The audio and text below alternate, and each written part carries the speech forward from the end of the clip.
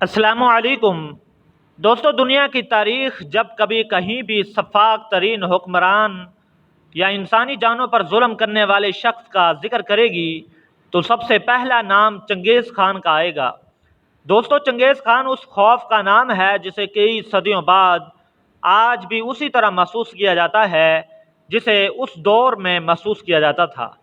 چنگیز خان کے مظالم کی داستانیں اتنی وسیع ہیں کہ مورخین کے قلم لہو اگل کر بھی کہتے ہیں کہ ابھی اس کا ایک باب بھی مکمل نہیں ہوا۔ دوستو، چنگیز خان کسی انسان کا نام نہیں بلکہ ظلم و جبر کی لکیر کا نام ہے جسے کروڑوں انسانوں کے خون سے کھینچا گیا تھا۔ دوستو، کیا آپ کو معلوم ہے کہ چنگیز خان تاریخ کا ظالم ترین انسان کیسے بنا؟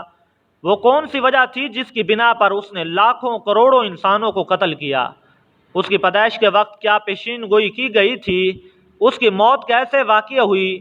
دوستو، آج کی ویڈیو میں ہم آپ کو دنیا کے ظالم ترین انسان چنگیز خان کی زندگی کے حیران کن حقائق بتائیں گے۔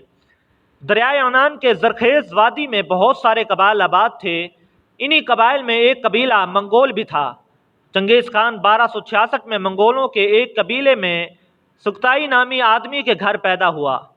دوستو، جب چنگیز خان پیدا ہوا تو اس کے ہاتھوں پر خون جمع ہوا تھا، یعنی سرخ دھبا بنا ہوا تھا۔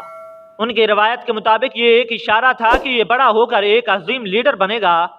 دوستو، چنگیز خان کا قبیلہ خانہ بدوش تھا۔ وہ گھاس اور پانی کی تلاش میں مارا مارا پھر رہا تھا۔ اپنی بھیڑ بکریوں کے ساتھ آج ایک جگہ تو کل دوسری جگہ جاتا۔ دوستو، جب وہ 9 برس کا ہوا تو اس کے باپ کو دشمن قبیلے کے ایک شخص نے قتل کر دیا۔ اس کا بچپن انتہائی مصیبت اور پریشانیوں والا تھا۔ اپنی نوجوانی میں وہ ایک بار اپنے حریف قبیلے کے لوگوں کے ہاتھوں گرفتار بھی ہوا۔ اس کی گردن میں توک باندھ کر بھوکا پیاسا رکھا گیا۔ کسے معلوم تھا کہ یہ بچہ ایک عظیم اور وحشی لیڈر بنے گا؟ دوستو، منگول وحشی قسم کے شکاری قوم اور وہ خانہ بدوش تھے جن کو انسانیت کے بارے میں بالکل معلوم نہیں تھا۔ جہاں منگول رہتے تھے یہ علاقہ برفانی تھا، اس لیے انہیں برف باری اور سردی سے بچاؤ کے لیے کھالوں کی ضرورت پڑتی تھی جن کے لیے یہ چھپ کر جنگلی گھوڑوں اور 12 سنگوں کا شکار کیا کرتے تھے۔ سردی سے بچنے کے لیے جانوروں کے گوشت کے ساتھ ساتھ ان کی آنتیں بھی کھا لیتے اور جانور کا خون بھی پی لیتے تھے۔ دوستو، چنگیز خان جب جوانی کو پہنچا، باپ کا سایہ سر پر نہیں تھا۔ اس کی ماں راتوں کو اپنے پاس بلا کر بڑی ہی محبت سے اس کے باپ اور اپنے آباء و اجداد کی بہادری کے قصے سناتی تھی۔ دوستو، یہی وجہ تھی کہ چنگیز خان بچپن سے ہی بہادر اور نڈر تھا۔ دوستو، چنگیز خان کو جس واقعے نے غصہ دلایا، جس کی وجہ سے یہ ظالم اور جابر بنا، وجہ یہ تھی کہ اس کی بیوی کو کسی نے اغوا کر لیا۔ اس کی بیوی کو دشمن قبیلہ اٹھا کر لے گیا۔ دوستو، چنگیز خان اپنی بیوی سے بے پناہ محبت کرتا تھا۔ دشمن نے اس کی بیوی کو کافی عرصے تک یرغمال بنائے رکھا۔ دوستو، چنگیز خان کی بیوی بہت خوبصورت تھی۔ اس کی رہائی کے لیے چنگیز خان نے کئی مرتبہ اپنے دشمن قبیلے پر چڑھائی بھی کی، حملے بھی کیے۔ آخرکار اپنی بیوی کو بازیاب کرانے میں کامیاب ہو گیا۔ اس کے بعد اپنے باپ کے دشمنوں اور اپنی بیوی کو اغوا کرنے والوں پر یہ قہر بن کر ٹوٹا اور پھر اس کے غضب نے پوری دنیا کو اپنے لپیٹ میں لے لیا۔ دوستو، چنگیز خان نے باقاعدہ طور پر منگول سلطنت کو ایک مضبوط سلطنت کے طور پر متعارف کروایا۔ فوج کی بہتری کے ساتھ ساتھ دیگر اداروں کو بھی مضبوط کیا۔ دوستو، منگول سلطنت کے وجود میں آنے کے بعد چنگیز خان نے 1219 میں اپنے کئی سفیروں کو دوسرے ملکوں کی طرف روانہ کیا، جو سارے کے سارے قتل ہو گئے۔ اس واقعے نے اس کے غصے کو اور زیادہ کر دیا اور وہ دنیا کو فتح کرنے نکل پڑا۔ دوستو، اسی سال اس نے شمالی چین اور افغان سرحد کے کئی علاقے فتح کیے، بخارا اور کئی علاقوں کو لوٹا اور ہرات پر قبضہ کر لیا۔ اس کے بعد ترکی اور جنوبی مشرقی یورپی ملکوں کا رخ کیا۔ اس کی فوجوں نے جنوبی روس اور شمالی ہند تک حملے کیے۔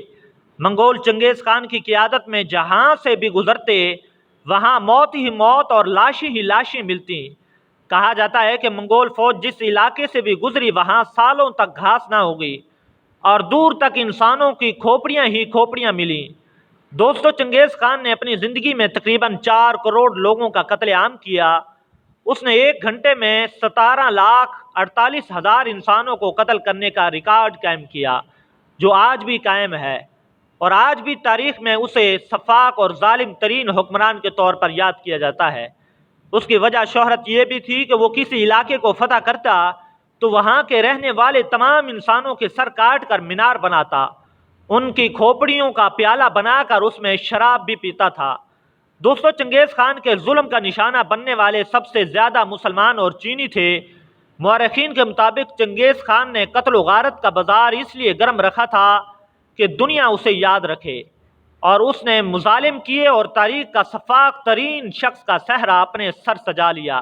دوستو، وہ صرف انسانوں کا دشمن نہیں تھا بلکہ اس کے ظلم سے علم بھی محفوظ نہ رہا، اور بغداد پر حملہ کرنے کے بعد چنگیز خان نے مسلمانوں کی قدیم ترین کتابوں کے ہزاروں نادر نسخے جلا دیے اور بہت سی کتب دریا میں بہا دی، جن کی تعداد کا اندازہ اس بات سے لگایا جا سکتا ہے کہ کئی دن تک ان کتابوں کی سیاہی کی وجہ سے دریا کا پانی کالا رہا۔